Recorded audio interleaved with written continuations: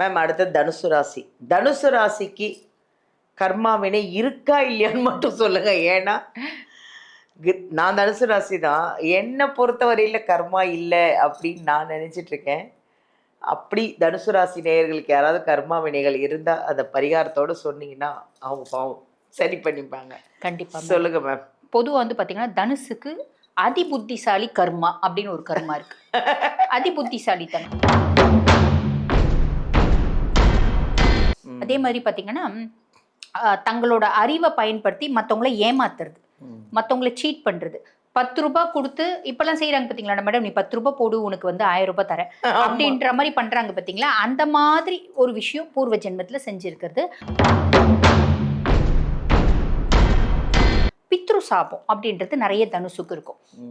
மற்றவங்களுக்கு வந்து பாத்தீங்கன்னா ஒரு நல்ல ஆசானா இருப்பாங்க, நல்ல ஒரு கைடா இருப்பாங்க, கார்டியனா இருப்பாங்க, ஒரு ஆசிரியரா இருப்பாங்க. ஆனா தங்களோட சொந்த வாழ்க்கையில லைஃபை நல்லா அமைச்சுக்க இவங்களால முடியாது. நிறைய தனுசை நீங்க அனலைஸ் பண்ணுங்க.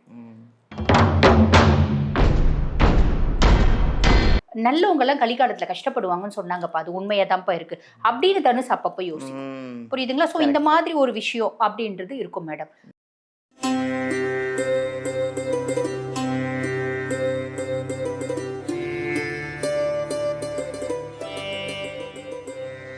நீங்களும் ஜாதகம் கற்றுக்கணும், ஜோதிடம் கற்றுக்கணும் அப்படின்னு ஆசைப்பட்டீங்கன்னா வீடியோலேருந்து நம்பர் எடுத்து எங்கள் தீபா அருளாளன் மேடம் கிட்ட நீங்கள் காண்டாக்ட் பண்ணி நீங்களும் அஸ்ட்ராலஜர் ஆகலாம். உங்கள் ஜாதகத்தை நீங்கள் பார்த்துக்கலாம், உங்கள் ஃபேமிலி ஜாதகத்தை நீங்கள் பார்த்துக்கலாம். ஹாய், எல்லாருக்கும் வணக்கம். This is Balambika. உலகமெல்லாம் பார்த்து ரசித்து எங்கள் ஜோதிடர் யுகம் சேனலை வந்து இவ்வளோ அழகாக பிரபலமாக்கி கமெண்ட் கொடுத்து உங்களுடைய பரிகாரங்கள்லாம் என்ன வேணும், நீங்கள் வந்து என்னென்ன தேவைகள் அப்படிங்கிறத உங்கள் கமெண்ட்டில் சொல்லி நாங்கள் அதை எடுத்து ஒரு ஜோதிடர்களையும் கூப்பிட்டு உங்களுக்கான 12 ராசிக்கான பரிகாரங்கள், உங்களுக்கான எல்லா விஷயங்களையும் நாங்கள் இன்னும் கொண்டு வந்துக்கிட்டே இருக்கிறோம். இதுக்கு காரணம் உங்களுடைய அந்த சப்போர்ட்டு தான். அதனால் மிக்க நன்றி. முதல்ல எல்லாருக்குமே, ஜோதிடர் யுகம் வியூவர்ஸ்க்கு எல்லாருக்குமே முதல்ல நன்றி. அந்த வகையில் இன்றைக்கி நம்ம ஒரு அருமையான ஒரு ஜோதிடரை பார்க்க போகிறோம். யார் அப்படின்னா, நான் கொஞ்சம் ரொம்ப அழகாக இருப்பாங்க அப்படின்னு சொன்னால் நீங்களே அதை புரிஞ்சிருப்பீங்க. க்ளூ தான் கொடுக்குறேன். வேறு யாரும் இல்லைங்க, டாக்டர் தீபா அருளாளன் அவர்களை தான்.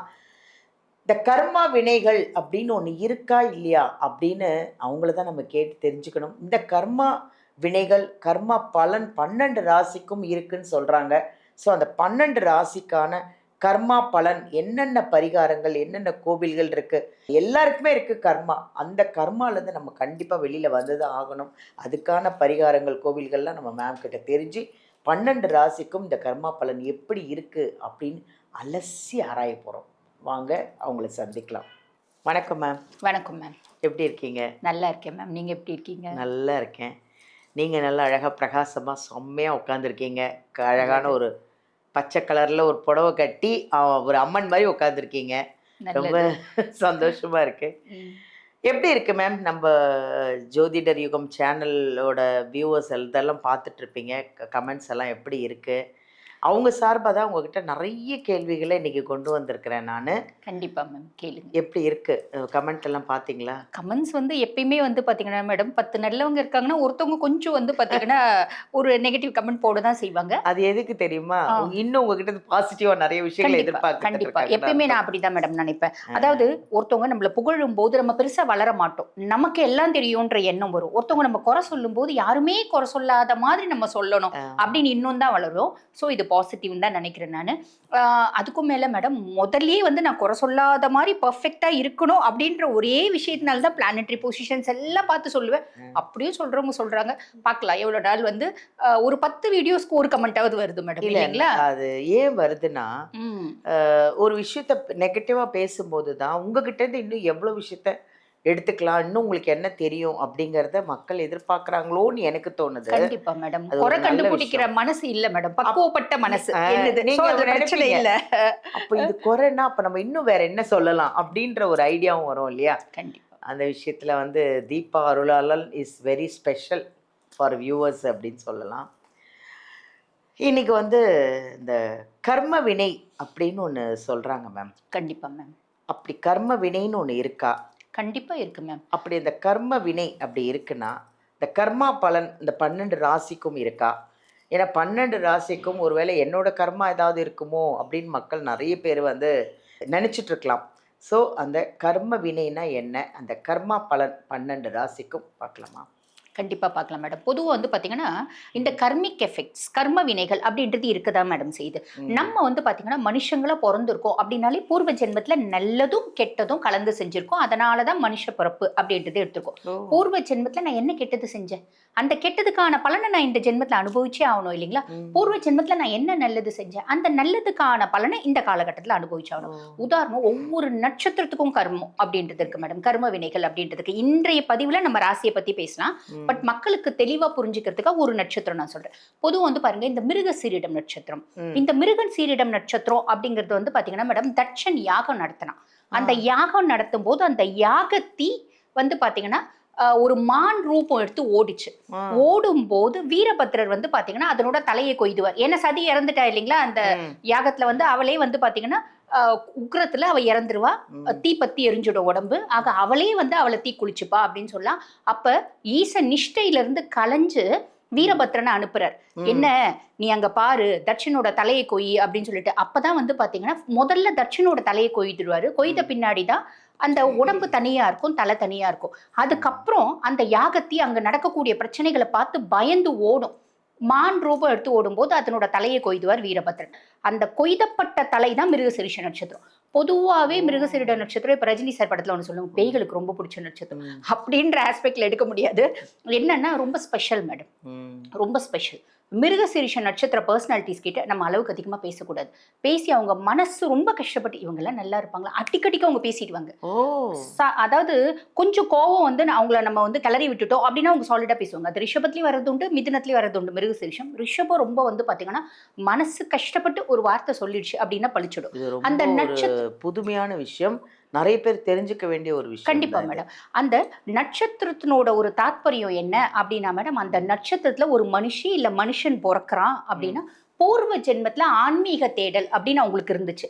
அந்த ஆன்மீக தேடல் பூர்த்தி ஆகல, அறக்குறையா விட்ட குறை தொட்ட குறையா நான் போயிட்டேன். அந்த ஆன்மா வந்து பாத்தீங்கன்னா மோட்சம் அடைஞ்சிருச்சு. அதாவது அந்த ஆன்மா உடலை விட்டு பிரிஞ்சிருச்சு. அந்த ஆன்மானோட விஷஸை ஃபுல்ஃபில் பண்றதுக்கு இந்த ஜென்மத்துல மிருகசீரிடமா பிறந்திருப்பாங்க. அவங்க எவ்வளோ பெரிய நாட்டுக்கு ராஜாவாவே இருந்தாலும் கடைசியில ஆன்மீகத்துல போய் உட்காருவாங்க.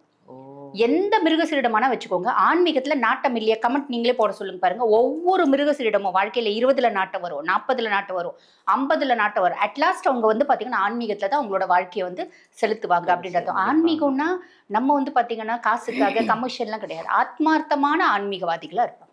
Very good, very good ma'am. அடுத்தது தனுசு ராசி. தனுசு ராசிக்கு கர்மா வினை இருக்கா இல்லையான்னு மட்டும் சொல்லுங்க. ஏன்னா நான் தனுசு ராசி தான், என்னை பொறுத்தவரையில் கர்மா இல்லை அப்படின்னு நான் நினச்சிட்டு இருக்கேன். அப்படி தனுசு ராசி நேயர்களுக்கு யாராவது கர்மா வினைகள் இருந்தால் அதை பரிகாரத்தோடு சொன்னீங்கன்னா அவங்க பாவம் சரி பண்ணிப்பாங்க. கண்டிப்பாக சொல்லுங்க மேம். பொதுவாக வந்து பார்த்தீங்கன்னா தனுசுக்கு அதிபுத்திசாலி கர்மா அப்படின்னு ஒரு கர்மா இருக்கு. அதிபுத்திசாலித்தனம், அதிமேதாவித்தனம், அதீத அறிவு, அதீத ஞானம், அதீத தெளிவு, இதுதான் உங்களோட கர்ம வினைகள். அதனால என்ன பண்ணிருப்பாங்கன்னா முற்பிறவியில அந்த அதீத புத்திசாலித்தனத்துல தர்ம நெறிகளை மீறி அதர்ம வழியில போயிருப்பாங்க. என்னோட புத்திசாலித்தனம் நேர் வழியில போகுது அப்படின்னா நான் 100 ரூபாய் சம்பாதிக்கிறேன், குறுக்கு வழியில போகுது அப்படின்னா 1,00,000 ரூபாய் சம்பாதிக்கிறேன். அப்ப நான் என்ன பண்றேன், குறுக்கு வழியில போறேன். இது பூர்வ ஜென்மத்துல இவங்க செஞ்சக்கூடிய விஷயம் அப்படின்னு சொல்லலாம், செஞ்சிருந்த விஷயம். அதே மாதிரி குரு தந்தையை அவமதிச்சு இருக்கிறது, இந்த ஜென்மத்துல குரு தந்தையினால கஷ்டம் அப்படின்றது படுவாங்க ஏதோ ஒரு விதத்துல. அதே மாதிரி பாத்தீங்கன்னா தங்களோட அறிவை பயன்படுத்தி மத்தவங்களை ஏமாத்துறது, மத்தவங்களை சீட் பண்றது. 10 ரூபாய் கொடுத்து இப்பெல்லாம் செய்யறாங்க பாத்தீங்களா மேடம், நீ 10 ரூபாய் போடு உனக்கு வந்து 1000 ரூபாய் தரேன் அப்படின்ற மாதிரி பண்றாங்க பாத்தீங்களா. அந்த மாதிரி ஒரு விஷயம் பூர்வ ஜென்மத்துல செஞ்சிருக்கிறது. அதனால இந்த ஜென்மத்துல இவங்க ரொம்ப நல்லவங்களா பிறந்திருக்காங்க. காரணம் என்னன்னா காலபுருஷனுக்கே 9ஆம் பாவம் இல்ல, ஒரு அதிர்ஷ்டஸ்தானம், பாக்கியஸ்தானம், பாதகஸ்தானமும் அது. ஆக தனுசா பிறக்கிறதே ஒரு அதிர்ஷ்டம் அப்படின்றது நம்மளே பேசியிருக்கோம். ரீசன் என்ன அப்படின்னா நல்லவங்க என்னத்தை கண்டாங்க அப்படின்னு நம்ம யோசிப்போம். நல்லவங்களை நீ பிறக்கிறதே பெரிய வரம்பா, நீ அந்த பூர்வ ஜென்மத்துல கெட்டது செஞ்ச அதை நீ போக்குறதுக்காக இந்த ஜென்மத்துல நல்லவங்களா பிறந்திருக்க அப்படின்னு சொல்லலாம். ஸோ இன்னொன்று வந்து பாத்தீங்கன்னா மேடம் பித்ரு சாபம் அப்படின்றது நிறைய தனுசுக்கு இருக்கும். மற்றவங்களுக்கு வந்து பாத்தீங்கன்னா ஒரு நல்ல ஆசானா இருப்பாங்க, நல்ல ஒரு கைடா இருப்பாங்க, கார்டியனா இருப்பாங்க, ஒரு ஆசிரியரா இருப்பாங்க. ஆனா தங்களோட சொந்த வாழ்க்கையில லைஃபை நல்லா அமைச்சுக்கவே உங்களால முடியாது. நிறைய தனுசை நீங்க அனலைஸ் பண்ணுங்க. தனுசு என் லைஃப்ல இருந்தாங்கன்னா அவங்களால நான் நல்லா வாழ்வேன். அவங்களால நிறைய பேர் நல்லா வாழ்வாங்க. ஆனா இவங்களுக்கு ஒரு நல்ல வாழ்க்கை அப்படின்றது கிடைச்சிருக்குமா? பெரும்பாலும் கிடைக்காது. குடும்பத்திலே பெருசா அங்கீகாரம் அப்படின்றது இருக்காது. ஒவ்வொரு தனுசு ராசி வீட்லயும் ஒண்ணு அப்பா தனுசு ராசின்னு வச்சுக்கோங்களேன், பிள்ளைங்க சொல்லுவாங்க, அப்பா உன்ன மாதிரி மட்டும் நான் இருக்கவே கூடாது, போப்பா அப்படின்னு சாதாரணமா விளையாட்டா சொல்லுங்க. ஆனா தனுசுக்கு மனசுல அது ஒரு பெரிய காயத்தை ஏற்படுத்தும். மனைவி சொல்லுவாங்க, ஐயோ அந்த மனுஷன் பிழைக்க தெரியாத மனுஷன், புரோஜனம் இல்லாத மனுஷன். பொதுவா நல்லவங்களுக்கு சமுதாயம் வச்சிருக்க பேரு புரோஜனம் இல்லாதவங்க, பிழைக்க தெரியாதவங்க, வாழறதுக்கு தகுதி இல்லாதவங்க, இப்படி எல்லாம் வச்சிருப்பாங்க. அந்த மாதிரி லைஃப்ல வந்து பாத்தீங்கன்னா ஒரு நேரம் இல்ல ஒரு நேரம் தனுசு அந்த வார்த்தையை கேட்டிருக்கும். ஆமா ஆமா. அந்த கர்மானால தான் மேடம் யாருக்கு இவங்க ஹெல்ப் பண்றாங்களோ அவங்களே உங்களை முதுகுல குத்துவாங்க அப்படின்னு சொல்லலாம். அது கரெக்டா இருக்கே மேம். அது கரெக்ட் தான். நீங்க நல்ல உங்க லைஃபே கூட நீங்க தனுசுன்னு சொல்லிட்டீங்க, உங்க லைஃபே நீங்க அனலைஸ் பண்ணி பாருங்க. கண்டிப்பா இருக்கு. அனலைஸ் பண்ணி பாருங்க. எல்லாம் குத்தி குத்தி குத்தி புண்ணாயி ரணமாயி ஆறி இப்பதான் தெளிவாயிருக்கு. அது என்னென்ன மேடம், அவ்வளோ குத்து நம்மள குத்தி இருக்காங்கன்னா நம்ம அவ்வளோ கர்ம வினைகளை தொலைச்சிருக்கோம் அப்படின்னு அர்த்தம். அவங்க அவ்வளோ நம்மளோட கர்மாவை வாங்கி இருக்காங்கன்னு. Very good. அப்படிதான் நம்ம நினைக்கணும். நெகட்டிவா எப்பயுமே நினைக்க கூடாது. அதுக்கும் மேல மேடம் இவங்களுக்கு வந்து பாத்தீங்கன்னா ஆன்மீகத்துல நாட்டம் இருந்தாலும் குடும்ப சூழ்நிலை அப்படின்றது இவங்களை வந்து அந்த ஆன்மீகத்துல முழுசும் போக விடாம தடுத்துட்டே இருக்கும். ஒரு ஹிண்ட்ரன்ஸா இருந்துட்டே இருக்கும். ஃபேமிலியில ஆன் அண்ட் ஆஃப் ஏதாவது ஒரு குழப்பம், ஏதாவது ஒரு பஞ்சாயத்து, ஏதாவது ஒரு பிரச்சனை. நல்லவங்க எல்லாம் கலிகாலத்துல கஷ்டப்படுவாங்கன்னு சொன்னாங்கப்பா, அது உண்மையாதான்ப்பா இருக்கு அப்படின்னு தனுசு அப்பப்ப யோசிக்கும். புரியுதுங்களா? ஸோ இந்த மாதிரி ஒரு விஷயம் அப்படின்றது இருக்கும் மேடம். என்ன நான் வந்து ரொம்ப சிம்பிளா சொல்லணும் அப்படின்னா, எல்லா கதையும் பேசும் பள்ளி கழனி பண்ணில விழுந்துரும் அப்படின்னு சொல்லிக்கலாம் தனுசு. எல்லாருக்கும் எல்லா விதத்துலயும் நல்லது செய்வேன். ஆனா பெருசா என்னோட லைஃபை திரும்பி பார்க்குறேன். நீங்க கேட்பீங்க ஏன் திரும்பி பார்க்குறீங்க அப்படின்னு.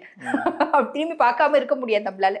திரும்பி பார்க்குறோம் அப்படின் போது எங்கேயோ அங்கங்க வந்து பாத்தீங்கன்னா பாலைவனத்துல சோலைகள் மாதிரி ஏதோ 1-2 மரம் தான் இருக்கும். அந்த சோலைகள்லயே நிறைய மரம் இருக்காது. ஹாப்பினஸ் அப்படின்றது பெரும்பாலும் இருக்காது. இந்த தனுசு ராசிக்கு கர்மா வினை போகிறதுக்கான கோவில்கள் பரிகாரங்கள்லாம் சொல்லுங்க. பொதுவாக வந்து பரிகாரம் அப்படின்னா மேடம் பித்ருக்களை வழிபாடு பண்ணணும். பித்ரு வழிபாடு, பித்ரு தர்ப்பணம் அப்படின்றது நிதர்சனமா செய்யணும் ஒவ்வொரு அமாவாசையும் அப்படின்னு சொல்ல. அதே மாதிரி குருமார்களை மதித்தல். குருமார்கள் இப்ப நாங்க எங்கெங்க எல்லாம் சாமியாருன்னு சொல்றோம், எல்லாம் ஆசாமிங்களா இருக்கா, அவனுங்களை போய் நம்ம என்ன குருவா நினைக்கிறது, அவங்களெல்லாம் நம்ம குருமார்கள்னே சொல்ல முடியாது. இப்ப நம்ம யாரையும் வந்து பாத்தீங்கன்னா ரொம்ப வந்து ஜெனியூனா இருக்காங்க, ஹானஸ்டா இருக்காங்க, உண்மையாவே ஆன்மீகத்துல இருக்காங்க அப்படின்னு சொல்லவே முடியாது மேடம். ஆன்மீகம் தொழில மாதிரி ரொம்ப வருஷம் ஆயிடுச்சு இல்லைங்களா?